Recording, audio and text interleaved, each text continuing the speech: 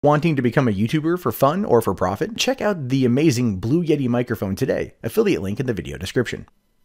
Hey, what's going on, everybody? My name is Matt Jarbo. This is the Mundane Matt channel, and you know what? Everyone uses the internet these days, pretty much, right? I think the only people in the world that aren't using the internet are those who live in huts in Nigeria, and even Google is trying to get them wireless internet via balloons and like tethered fucking hot air balloons. I'm not even kidding you. And all because they want to get in the world of the internet, because as I said before, it is basically a human right at this point. We all need access to not only our football stats, but our porn. Except when it comes to dealing with people on the internet, we all can agree that one thing really sucks, and that is cyber harassment or cyberbullying, or people who are just generally mean on the internet for no other reason than probably for the same reason some people drive really large vehicles. They have small genitalia, whether it's boobs or penis. But in a recent study, it came out that actually 41% of US adults have been harassed online. Adults, not teens. If it was 41, if they interviewed teenagers, it would be like 100% of teenagers have been harassed online. Because you pretty much know everyone gets it, right?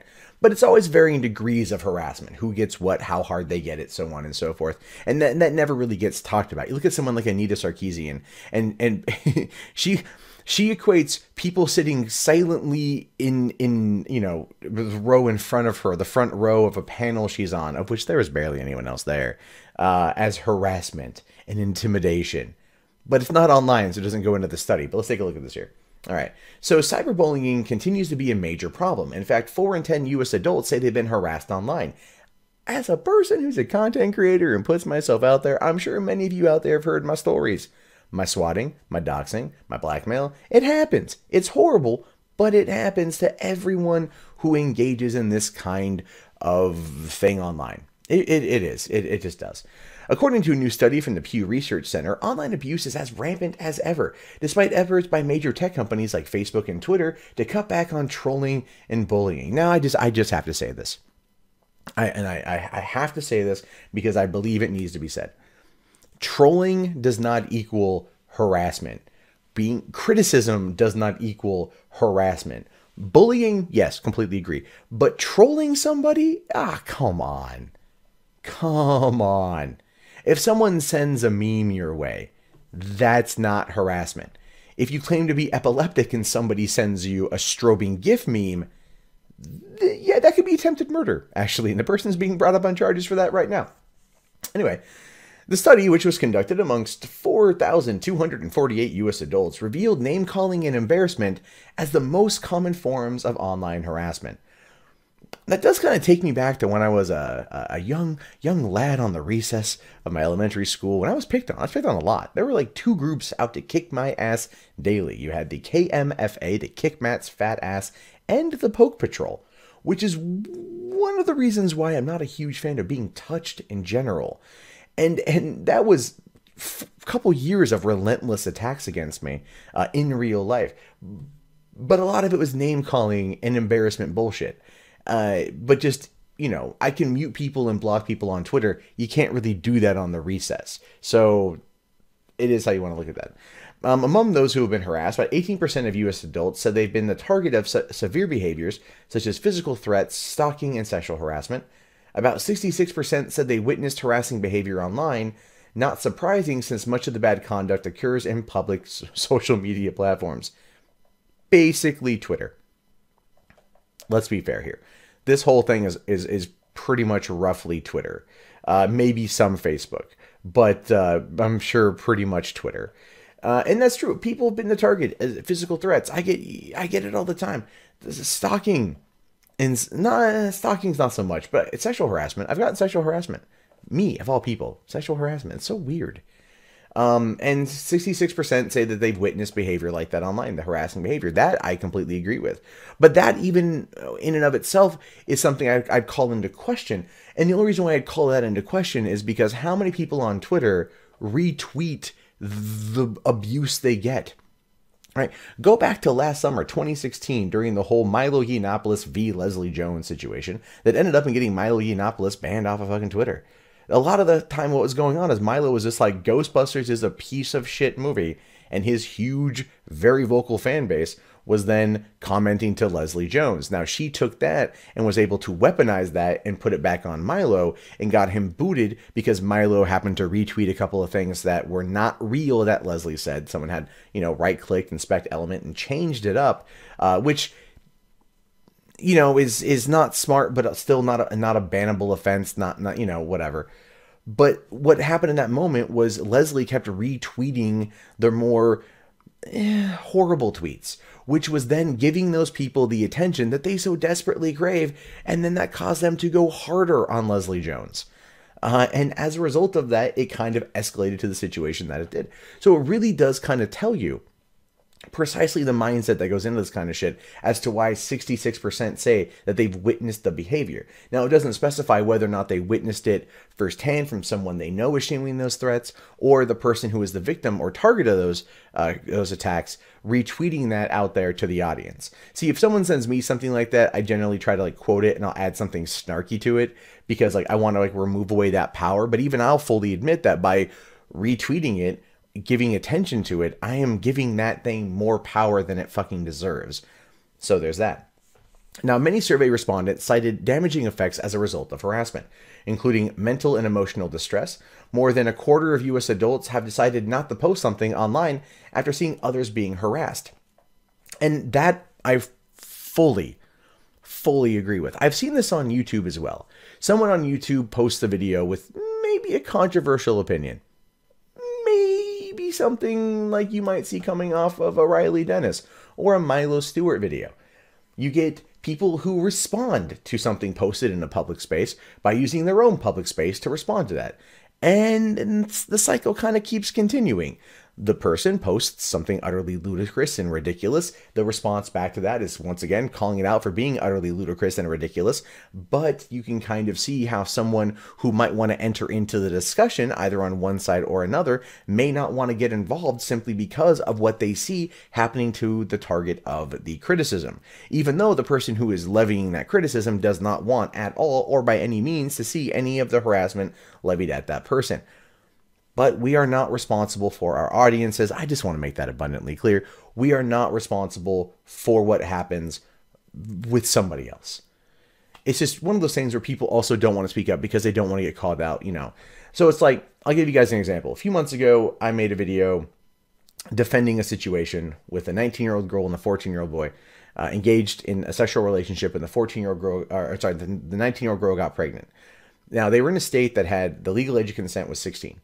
And there was a response video done by Dave Cullen. Dave is, we looked at it differently. We've since talked about the issue. I think Dave is a wonderful human being, and I love that guy to death. I can't wait to hang out with him again. But the fallout from that was that people out there were using the most insane language they could think of to define me in that moment in time. Now, whether you agree or disagree with my opinion is entirely fine. But the language that was used as a result of that was saying, Mundane Matt supports pedophiles, Mundane Matt supports women raping kids, so on and so forth. Which then people who spoke up to defend me, of which there were many, and I really appreciate that, were then also labeled pedo supporters, and so on and so forth. Kind of shouting them down for defending what they felt was an inappropriate response to something or an inappropriate assessment of something. And that caused them not to step up and say anything anymore because they didn't want to have that association. So yeah, those kind of tactics do work in trying to silence other people. And that is one thing. I will fully say this. After VidCon, a lot of people who were there very much wanted to reevaluate how they approach these subjects in terms of levying criticism at somebody else. How they do it is going to definitely dictate how the audience receives it, and then also how the audience responds. And so that is something that I would say that's a responsibility of those of us who have a platform and how we speak about these issues. But at the same time, it's like we're still not responsible for what other people do. But, what we learned was that if we maybe alter how we phrase things, the response won't be as vitriolic. And that, I think, is fine when you want to levy criticism for the sake of actually getting through to somebody and not having them throw up their walls and not want to listen because of the shit that's going their way. And I know I'm getting off topic from what this particular passage says, but I wanted to give some context as to the whole situation and why I think the way that I do. So it goes on to say here, in an attempt to combat trolls, Twitter has introduced new features such as muting and blocking options, a safe search tool that stops abusive tweets from showing up in feeds, and one that prevents serial abusers from making new accounts. Instagram recently announced a tool that wipes offensive comments and a filter that removes spam in comments. Well, here's the thing with that. For one, Twitter's entire breakdown of that shit was a blanket attack on a number of accounts. There was a while there, and it still is going on right now, where we don't see all of the responses that come our way. And these are people that we know who follow us that might choose to use certain languages or certain words or certain whatever that end up, like getting caught in that filter. So it's a really horrible thing because it started killing conversations between people who wanted to actively engage in those conversations. Now they've done a little bit to make it a bit easier, but it's still a piece of shit. And yeah, you can mute certain words and you can mute certain accounts, and that is honestly your best course of action. The reason why it's your best course of action is because then you don't see it. And then they don't know they've been muted, although if they use TweetDeck, there's a way to kind of figure that out. And they might have patched it by now, I have no idea. But, they don't know they've been muted. They scream off into the void. Bam, good to go. And so Instagram announced a tool that wiped offensive comments and removes spam. That's a good thing, because let's face it, on Instagram, there's a lot of goddamn spam. Oh my God, so much spam. So good, they're working on that shit. Study participants shared difficult views on how to address the problem. Nearly 80% of respondents said online services should step in when harassment happens on their platforms, and 43% believe law enforcement should take these issues more seriously. Here's the thing. The social media platform has to operate under a safe harbor, like when it comes to, like, let's say DM, like copyrighted content, so on and so forth. But even when it comes to people dealing with harassment, there's only so much they're able to do. They're going to give you the tools, and how you use the tools is how you then navigate your way through social media. Twitter has block bots and block lists, both of which are utterly cowardly. And if you use them, Steve Shives, you're a piece of shit. The point is that, like, yeah, I understand people want the platforms to step in, but the platforms are not going to step in. I've actually had death threats that I looked as like, this could kind of be, maybe just a little bit be real. And I've reported that to Twitter, and Twitter's just like, I'm gonna allow it. It's like, okay, Judge Mills Lane, shut the fuck up. So you've got that. But I've seen other people that tweet, like, they say fag or something, and then Twitter's like, we're going to block your account for 12 hours because you said this word. Like, where is the consistency there? Death threat, perfectly fine. You call someone a bundle of sticks, and apparently a 12-hour ban. It's just, it's most of this is Twitter based. But the whole 43% believing law enforcement should take these issues more seriously. Law enforcement's not equipped to take this thing on. They're not equipped, and oftentimes, the people are coming in from anonymous accounts. They don't have the resources that are able to handle this. And so, while I do believe that law enforcement should take a more of an active role, they're limited in what they can do. And if they're able to, if they're able to isolate accounts or users from starting new accounts once they've been banned, that's probably going to be a better thing. But at the same time, it's like, again, death threat was okay. Calling someone a bundle of sticks was not. What if they banned the person who said bundle of sticks, but not the actual death threat? Like, that's something to consider as well. It's not a perfect system. It's never going to be a perfect system, but a lot of this boils down to personal responsibility of how we respond. Yes, harassment happens online. The best way to combat it? Ignore it completely. It really is. Ignore it completely, and people will not have the opportunity to come out, and they'll lose their steam. When it came to the situation I mentioned before with people calling me all those names, I didn't respond to any of them. Now, the videos are still up. The comments are still up. If you Google my name, it pops up. There was times where I couldn't get away from being called that every single day for a couple months. But at the same time, I never responded because there's nothing I could do about it. If I did respond, it would give them what they wanted. And then how can I get my work done and go on with my life if I'm spending all my time trying to argue with these idiots that are trying to get a reaction out of me? I never gave them one, and I'm not giving them one now by bringing it up. I'm really pointing out this is what happened, and this is why I chose to do what I did. So there's that. But it does go on to say here, at least finally, people are also divided about how to balance speaking freely online with making people feel safe and welcome. Americans simultaneously want concrete solutions and safe spaces online, but they're protective of free expression. This is coming from Maeve Duggan, the author of the report and research associate at the Pew Research Center. Given the spectrum of documented experiences with online harassment, from the mild to the severe, people sense that there's no one-size-fits-all remedy. And there's not, and there never will be a one-size-that-fits-all remedy.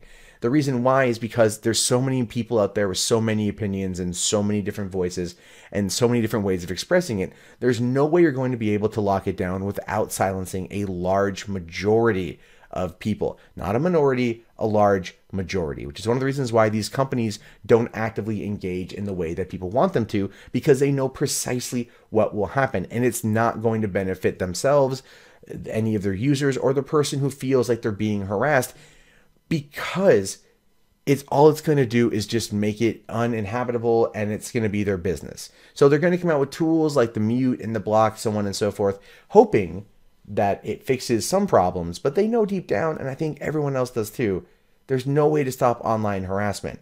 There's only ways to ignore it so that the people lose their power and don't come back again.